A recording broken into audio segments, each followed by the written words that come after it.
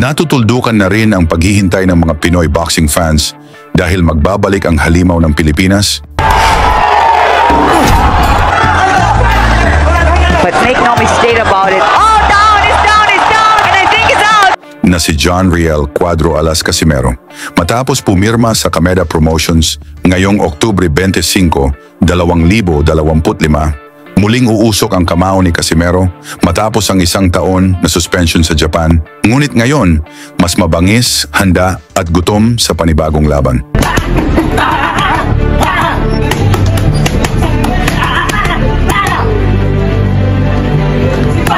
Unang misyon, ang Mexican knockout artist, two-division world champion, Luis Neri, ang boksingerong unang nakapagpabagsak sa halimaw ng Japan na si Naoya Inoue.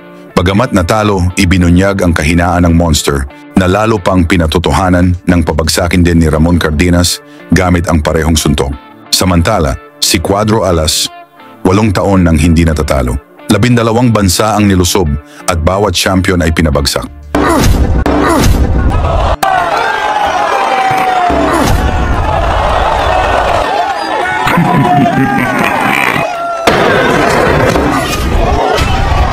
Casimero buys some time here and make Casimero miss. Casimero needs to pick his pieces and he can't find. Bago ang laban na ito, hinarap muna ang tinaguriang The Beast, ang WBO Latino champion na si Saul Sanchez. Bitbit ang record na 21 panalo at 12 knockouts, kabilang na ang 2 biktimang Pilipino. Isang matikas at mapanganib na kalaban.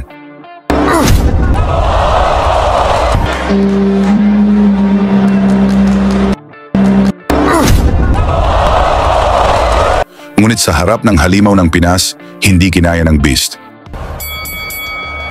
Unang round pa lamang, rumagasa si Casimero. Malalakas na kombinasyon ang pinakawalan. Casimero vs. Saul Sanchez 10回戦が始まりました。まずは第1ラウンド。まずは第1ラウンド。カシメロのコンディションも心配されるんです。 Bumagsak si Sanchez, muling tumayo at lumaban.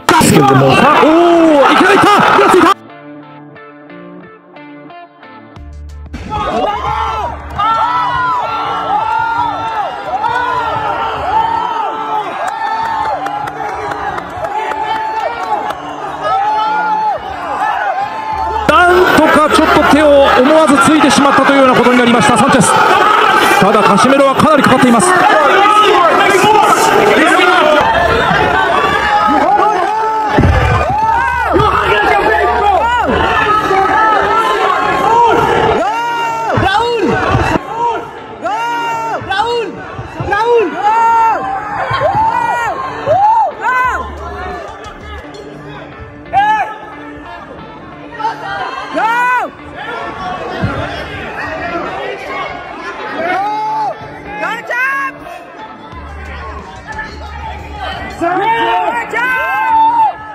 You don't know what to do, you boy!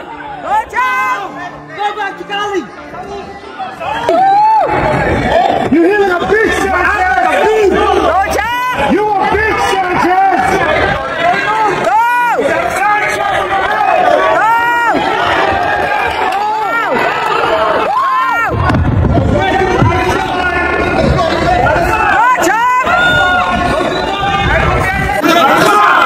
今度はボディに打ち込んでいくカシメロ。少しフェイントを入れましたサンチェス。そこに対して Ngunit natuluyan sa kaliwang kamao ng Cuadro Alas. カシメロの左が火を吹いた。2度目のダウン。サンチェス立ち上がれるか、うなずいた。サンチェス立ち上がれるか、うなずいた。立ち上がりました。残りは1分。さあカシメロが来るか。仕留めに来る。サンチェスが出た。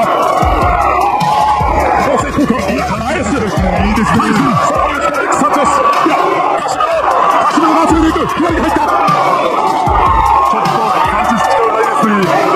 ここは待ってますよ、2分。残りは40秒。効いている。まだ効いている。今のクリンチャー、サンチェスうまかったですね。2度目のダウンは思いっきり効かされました。少し落ち着くか。いや、まだ効いている。まだ効いている。今のクリンチャー、サンチェスうまかったですね。2度目のダウンは思いっきり効かされました。残りは30秒。左を返した。合わせにいってますね。Casimiroがまた来た。 Sa huli, inawat ng referee ang laban.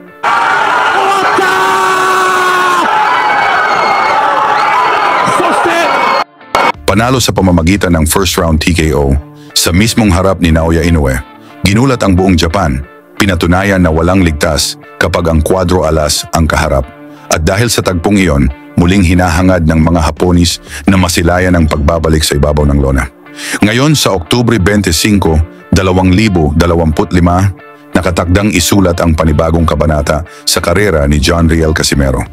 Ano ang masabi ninyo sa performance ni Casimero? Pag-usapan na lang natin yan sa baba. At isama nyo na ang inyong lugar para alam natin saan na umabot ang suporta ng mga Pinoy sa pagbabalik ni Casimero.